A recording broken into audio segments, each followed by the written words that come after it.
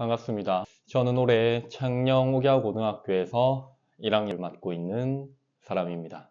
제가 평소에 유튜브를 많이 찍고 학교 일상들을 보여드리면서 우리 학생들의 추억도 남기고 그것들을 보고 우리 옥야를 선택하는 중학생들에게 학교 선택에 좀 도움이 될까 하고 이렇게 업로드를 해왔었는데요. 오늘은 2026학년도죠. 2026학년도 창녕 옥야고등학교 신입학 전형에 도전하는 친구들을 위한 영상이 되겠습니다. 그래서 이 영상을 보시고 입학 원서 제출하시기 전에 마지막으로 한 번 더 고민을 해보시기 바라면서 이 영상을 제작했습니다.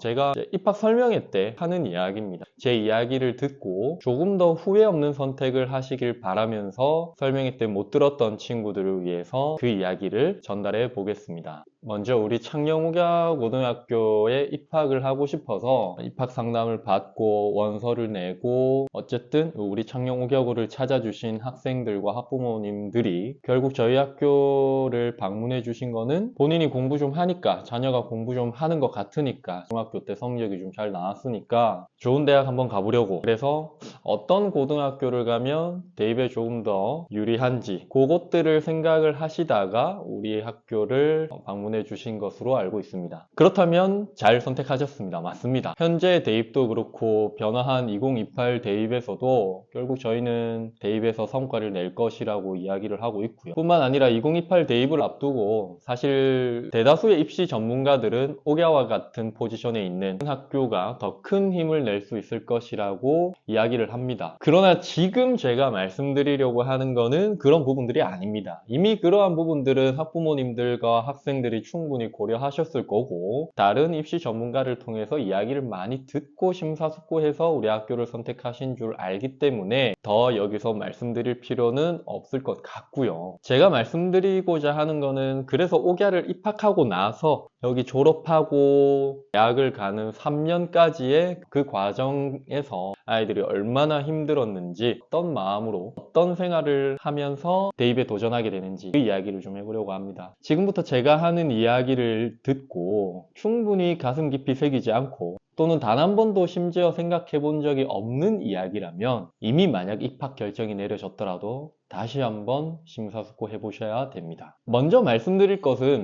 혹시나 예비 학부모님들께서 학교가 너무 좋아 보여서 보내고 싶은데 우리 아이는 그렇게 크게 가고 싶은 생각이 없어. 부모님이 등을 떠밀으셨어. 아이는 심지어 가기 싫어해요. 그러면 보내지 마십시오. 절대 보내지 마십시오. 100% 후회합니다. 아이가 먼저 엄마 옥야라는 학교가 있네 라고 이야기한 학생들, 그래서 그 친구들 중에 엄마 나 옥야 꼭 가고 싶어, 도전해보고 싶어 라고 한 친구들이 학교에 와서 후회 안 합니다. 잘 버텨내고 좋은 성과를 냅니다. 제가 꼭 물어봅니다. 학교에 와서 힘든 일을 겪고 뭔가 학교에 대한 불만이 있고 만족스럽지 못한 학교 생활을 하는 친구들에게 너 학교 왜 왔어? 우리 학교 왜 입학했어? 라고 물어보면은 저는 별로 생각 없었는데 부모님이 가라 해서 넌 그럼 옥야에 대해서 뭘 알고 왔어? 그냥 공부 잘하는 학교? 이게 답니다. 그런 학생들은 절대 오면 안 됩니다. 그것도 한번 생각해 보시면 좋겠습니다. 학생 본인이 또는 내 자녀가, 내 아이가 진짜 공부를 잘하는 건지 공부에 재능도 있고 소질이 있는 건지 아니면 중학교 때 성적이 단순히 잘 나왔을 뿐인 건지 그 잘 나온 성적 때문에 뭔가 나도 공부를 잘하는 건가? 라고 착각을 하거나 그로 인해서 자기 뽕에 가득 차가지고 나 정도면 명문대 정도는 가줘야 될 것 같은데 또는 최소한 요 정도 대학은 갈 수 있을 것 같은데 내가 중학교 때 그래도 몇 등은 했으니까 잘 파악하셔야 됩니다. 공부를 잘하는 건지 어쩌다 보니 성적이 잘 나왔던 건지 잘 파악하셔서 현실적인 대학 목표를 세우시는 게 중요합니다. 우리 아이가 중학교 때 1, 2등 했습니다. 중학교 때 1, 2등 하면 고등학교 때도 1, 2등 하는 줄 알고 그 노력으로 다들 이야기하는 메디컬, 스카이 가는 줄 아는데 착각입니다. 중학교 때 했던 그런 노력들을 가지고 고등학교에서도 통할 거라 생각하면 큰 오산입니다. 전국에 있는 고등학교들마다 지역마다 길거리에 플랜카드가 이렇게 걸리죠. 플랜카드가 걸려서 뭐 메디컬 몇 명, 스카이 몇 명, 서성한 몇 명 이렇게 나와 있는데 그 우리가 이야기하는 그런 명문대에 진학하는 학생들 중에 어떤 학교든 마찬가지일 겁니다. 그중 대부분 그 많은 학생들 대부분은 매우 빡세고 고대 아픈 학교 생활을 보냈을 것이라 생각합니다. 중학교 때 내가 1, 2등을 했어. 3, 4등을 했어. 생각해보면 그 3년 동안 그 성적을 받는 데 있어서 굉장히 고통스럽거나 괴로웠던 적은 아마 없을지도 모릅니다. 그래서 그 정도 내가 해왔던 정도로만 고등학교 때 하면 되겠지. 택도 없다라는 겁니다. 무조건 아플 거고 괴로울 겁니다. 스트레스 많이 받을 거고요. 그게 대입입니다. 다시 한번 말씀드립니다. 중학교 때 상위 1%, 2%, 3% 받아내던 그 알량한 노력들이 고등학교에서도 통할 거라고 생각하면 정말 큰 코 다칠 수가 있습니다. 우리 학생들은요, 우리 학생들뿐만 아니고 정말 해보고자 하는 정말 의지가 있고 대입에 큰 뜻을 품으면서 학종과 수능을 다 준비하는 학생들이라면 이러한 고통들이 있습니다. 예를 하나씩 얘기해 보겠습니다. 예를 들면은 보고서 폭탄입니다. 보고서 폭탄. 아침, 저녁, 주말, 방학 할 것 없이 수많은 보고서를 만들어내야 되고 탐구 프로그램에 참가해야 됩니다. 거기다가 수행평가 지옥까지 같이 시기가 겹쳐버리면 정말 눈 뜬 채로 밤을 지새는 경우가 허다합니다. 휴식, 친구들과 잠깐 노는 시간, 가족들과의 여행 이런 거 택도 없습니다. 그 많은 탐구 활동을 하면서 내신 공부는 따로, 수능 모의고사 공부는 또 따로 해내야 되기 때문에 시간 없습니다. 그리고 옥야와 같은 학교를 간다고 했을 때 학생들이 각오는 합니다. 대충 한 절반 이상만 되어도 되겠다. 꼭 1등이 아니어도 되겠지. 만약에 꼴등이어도 만약에 내가 꼴등일 수도 있겠다라고 각오를 합니다. 근데 막상 그 성적을 자기가 받아보면 매우 속상합니다. 못 이겨냅니다. 내가 각오는 했지만 그 성적표를 내 눈으로 보면 망했어. 나 대학 못 갈 것 같아. 나 고등학교 잘못 왔나 봐. 그리고 체력적인 이슈도 있죠. 계속 체력을 보충할 시간이 없이 계속 떨어집니다. 기숙사에서 살다 보니까 수면의 질이 높지 못하니까 체력 충전은 안 되고, 근데 체력을 쓸 이슈는 더 많고 건강식품 같은 거 막 챙겨 먹습니다. 그러면서 이제 가족의 따뜻한 품이 그립습니다. 엄마 보고 싶고 아빠 보고 싶고 동생 보고 싶고, 그렇게 맨날 싸우던 우리 가족들과도 그렇게 애틋해질 수가 없습니다. 그러면서 집에 따뜻한 내 잠자리가 그립습니다. 따뜻한 엄마 밥이 그립고요. 그리고 겨울방학 때 선행은 얼마나 해야 되지? 그리고 막상 또 학교 와보니까 나 빼고 다 선행을 많이 한 것 같아. 그리고 내가 모르던 처음 보는 교재들, 나만 준비가 안 된 것 같아. 애들은 또 학원도 다닌대, 과외도 한대, 온라인 과외도 듣는데 나만 지금 아무 준비 없이 노는 것 같아 라는 엄청난 자책과 열등감에 빠지게 될 겁니다. 3월 초에 입학하자마자 바로 느낄 겁니다. 그런 마음가짐을 빨리 털어야 됩니다. 결국 100명이면 100명 모두가 다 그런 열등감과 비교를 하고 있거든요. 그리고 실패에 대한 두려움도 있을 겁니다. 내가 고향의 정든 땅을 벗어나서 이 먼 타지까지 왔는데 고향에 있는 친구들이 야 너는 옥야까지 가가지고 그거밖에 못해? 라는 두려움도 분명히 크게 따르고요. 그리고 그 고향에 있는 친구들 중에 그 지역 고등학교 가서 잘하고 있다라는 얘기를 듣게 되는 경우도 있습니다. 쟤는 중학교 때 나보다 못했던 애인데 내가 고등학교 선택을 잘못한 게 아닐까? 라는 후회도 빠지게 되겠죠. 1학년, 2학년 때 버텨내질 못하는 겁니다. 그런 비교와 열등감 때문에. 왜냐면 나도 한때는 잘 나갔었으니까요. 그리고 아까 기숙사 이야기가 나와서 말인데 기숙사 생활이 매우 고됩니다. 사실은 거의 학교 생활이 힘들어하는 90%가 기숙사 생활입니다. 쟤는 또 코를 골아. 쟤는 왜 샤워 시간이 길어? 1시간 주는데 4명이서 씻어야 되는데 왜 쟤는 혼자 30분 동안 씻는 거야? 쟤는 왜 취침 시간에 안 자고 자꾸 뒤척이는 거야? 왜 쟤는 귀가 밝아서 나한테 좀 조용히 하라고 하는 거야? 쟤는 왜 기숙사 방 안에서 선생님이 음식물 먹지 말라 했는데 먹어서 냄새를 풍기는 거야? 왜 쟤는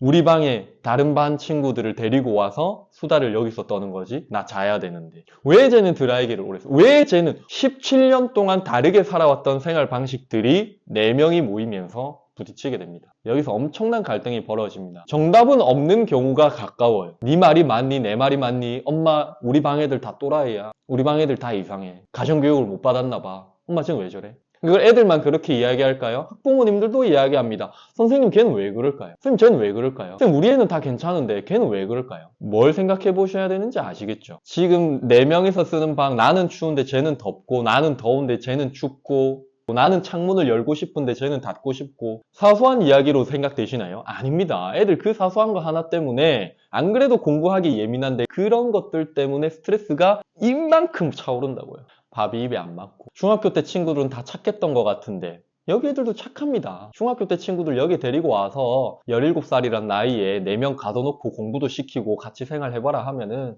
다 그렇게 이상해 보일 겁니다. 환경이 주는 스트레스가 어마어마하다는 얘기예요. 또 외로울 수도 있죠. 친구를 금방 못 사귈 수도 있습니다. 나는 왜 밥을 혼자 먹어야 되지? 나는 왜 친구가 없지? 편하게 내 마음 털어놓고 이야기할 사람도 없네. 그리고 뭐 선생님들에 대한 불만도 있고, 저 선생님은 왜 저러는 거야? 꼰대 같아. 이런 답답한 규정은 왜 있는 거야? 왜 자습 시간에 움직이질 못하게 하는 거야? 학교에서는 대체 왜 이렇게 하는 거야? 학교는 왜 이렇게 하는 거야? 이해 안 가는 순간도 많습니다. 자, 그러면 제가 이런 이야기를 했으니 정말 스스로 메타인지를 가지고 내가 이러한 상황들, 선생님이 이야기했던 그러한 케이스가 본인의 일이 되었을 때 어떻게 극복해 나가야 될지, 나는 어떻게 행동해야 될지, 어떻게 대처해야 될지, 내 자녀가 이런 고민을 하고 있을 때 어떻게 처리해 주어야 될지 한번 고민해 보셔야 된다는 얘기입니다. 그것들을 어떻게 극복을 해야 되는지, 그런 것들을 감수하고서라도 옥야에서 3년을 버텨내야만 하는 것인지 한번 고민해 보시라는 이야기입니다. 왜 이렇게까지 빡센 고등학교 생활을 하러 오는 것인가 스스로 한번 질문을 던져보시고, 쉽게 대답을 할 수 없거나 조금 대답하는데 어려움이 있다면 우리 학교 오시면 안 됩니다. 힘듭니다.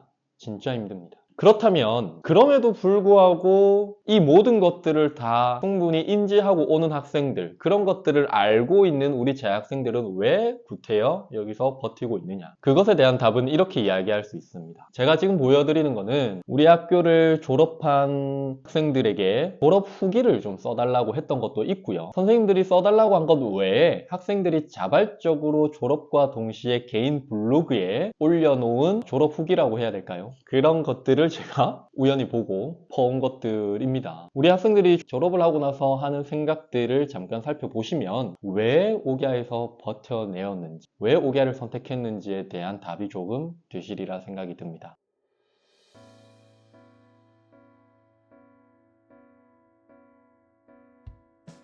언제부터 그랬던 건가요?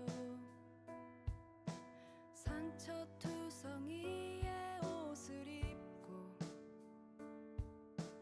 여린 어깨 위로 힘겨울 만큼 큼지막한 짐을 지고서